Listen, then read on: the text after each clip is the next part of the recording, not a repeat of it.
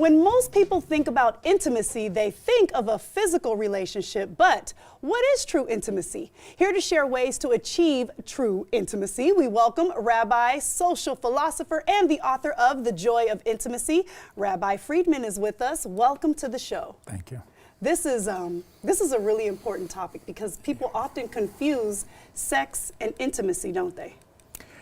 I think it's an important topic because it's almost a health crisis. Really? I've been doing marriage counseling for many years, but something recently showed up, which is really scary. Happily married couples. You talk to them individually, and they'll admit that they feel alone in the world. Even in a marriage? Interesting. Now, I thought marriage counseling meant two people hate each other and they're cursing each other and you got to make peace. You mean it doesn't? Even in good marriages, people feel alone.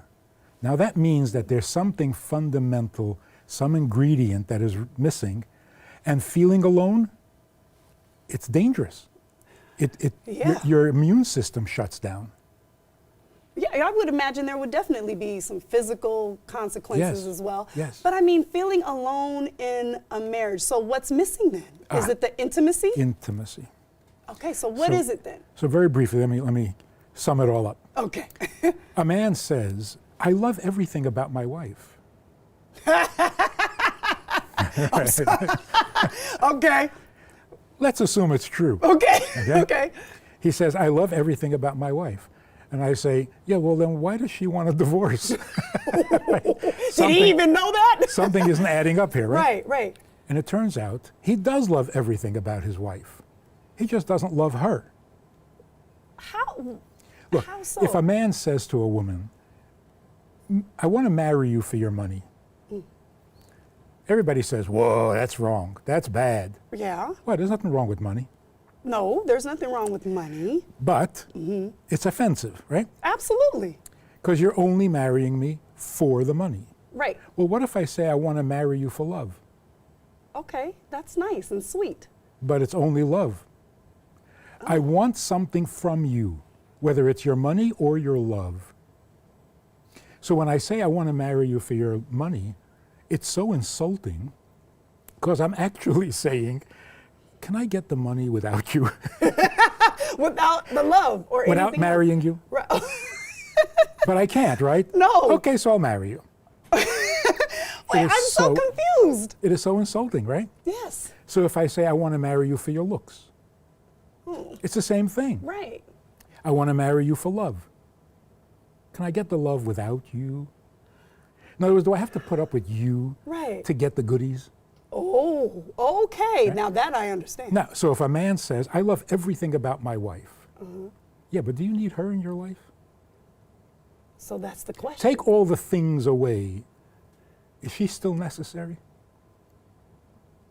She feels alone in the world because all you want are the things about her.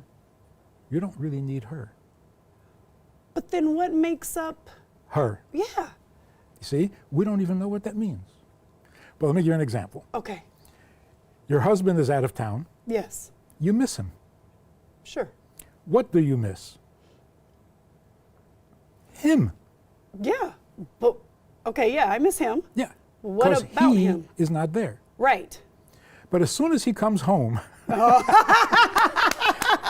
yes, tell it. Suddenly it's not him anymore. It's take out the garbage, pay the bills. You know? Yeah. We are more affectionate when they're out of town. It's so true, Rabbi. Why is it? They say absence makes the heart grow fonder. And this is why. Because when they're absent, you really miss them. When they're present, it's all about do this, do that. Yeah. Yeah. So another quick example, which is kind of a guy is in perfect shape when you marry him. Then he gets sick or gets into an accident and he's paralyzed. Ooh, okay. And he's that way for many years, and then he dies. And the wife is grieving. Yes. Now imagine coming to the wife and saying, what are you upset about? For the last 10 years, he's been useless. Right. What have you lost? Her answer would be, I had him, now I don't have him. What was I getting from him? That's beside the point. Wow, you are deep. No, I am totally getting this. Yeah. So intimacy and sex, what is the difference? Sex is a thing. You have it, you don't have it, more, better, less. Mm-hmm. Intimacy means I just want to be with you beyond all things. Wow, and we are lacking that. Yes. That's why you say it's a crisis. And that's why we feel alone. Even with good sex. Sex does not bond you. Right. Like, for example, if you asked your grandmother, great-grandmother, sure, what happens in the bedroom? Oh, please. Your grandmother says, nothing. and you think she doesn't want to tell you. Right. But she gave you the best answer. A bedroom is a place of intimacy where no thing may enter. It's a no thing zone. You love everything about your wife? That's good in the living room. Yeah. But in the bedroom, no things. Just us. Wow. I'm not a thing, you're not a thing. In a bedroom, no things. No performances.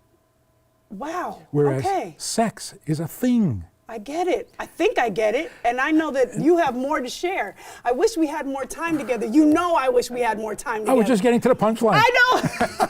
Well, will you come back? I know you don't live here, but will you come back when you come back to town? All the way from New York?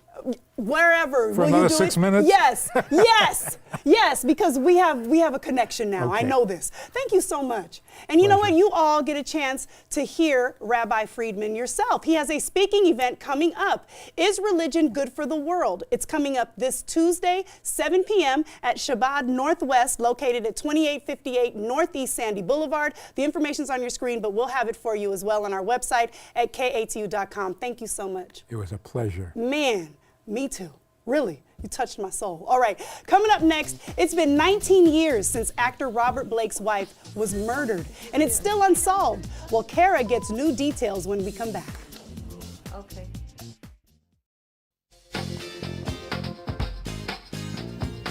Out in Ridgefield, Washington, there's a shot from our A camera. Welcome back to Afternoon Live. You know, our next guest was just here last week, but we just had to have him back while he's still in town to give us more gems for our relationships. Here to help us figure out how to have more intimacy, well, we welcome back the author of The Joy of Intimacy. Rabbi Friedman is with us again. Welcome back. Thank you. So, we Where left were off. we? Exactly. Where were we? So wait, I have a funny story for you. So I was out shopping, and a lady stopped me, and she said, "Trey, what is the punchline the rabbi was talking about? The punchline, he didn't get a chance to get to it." And I was like, "You'll just have to wait on Tuesday. He's coming back." So that's where we left off. The punchline about, you were giving the example of what grandma says about what happens in the bedroom. And the punchline is? The punchline is that intimacy is a non-thing. Right, because she said nothing happens in the bedroom. Right. And intimacy is a non-thing. Right. Sex is a thing. Right. That's where the confusion comes in. Right. Okay.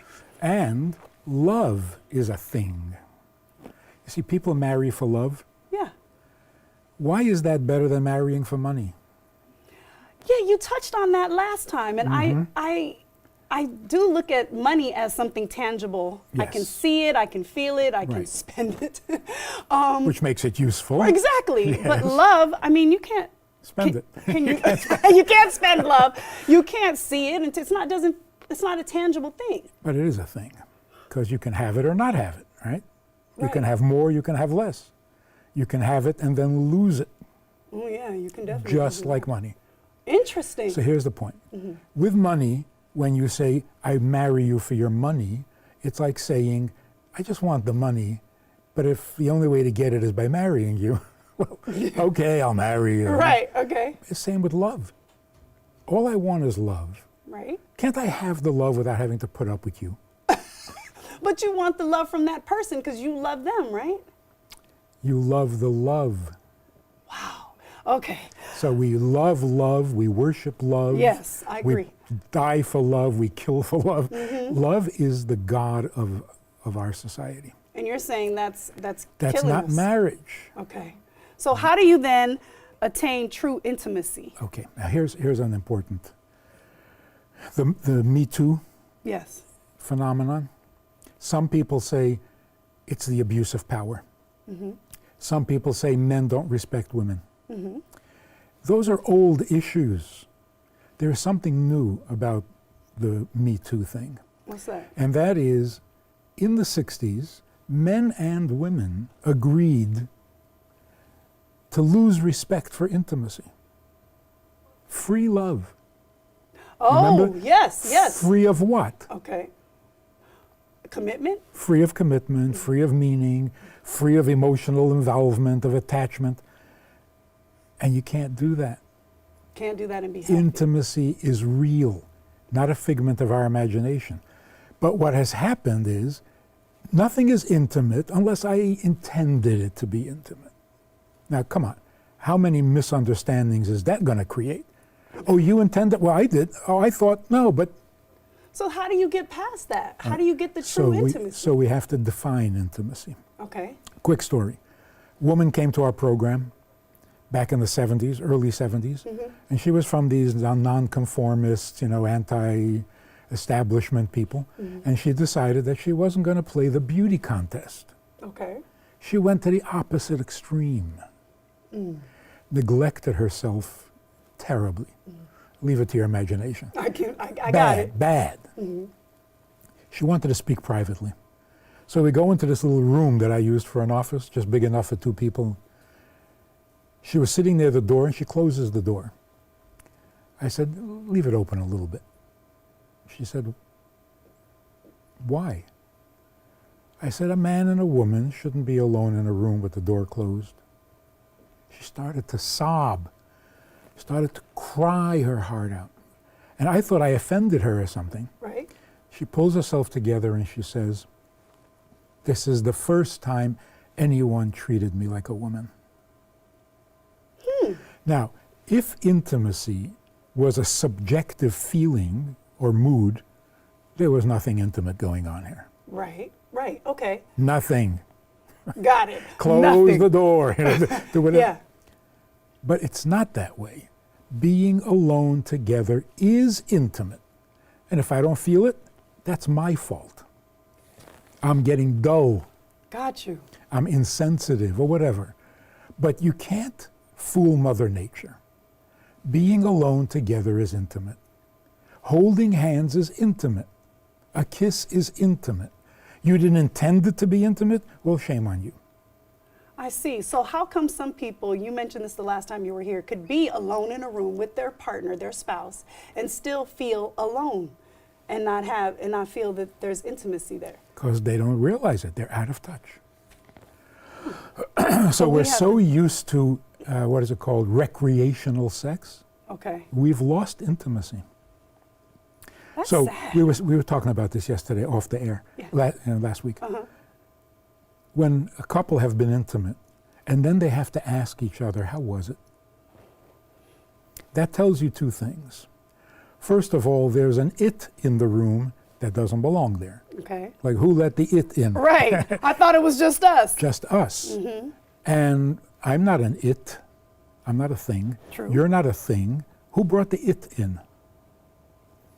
Obviously, sex is an it. It's a thing.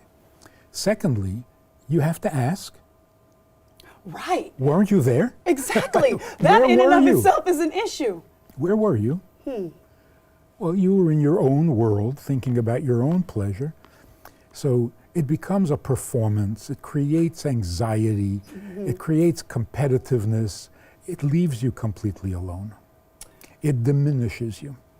So here's the beauty of intimacy. When you are married and come home, home is a much more interesting word than love. Here's how it works.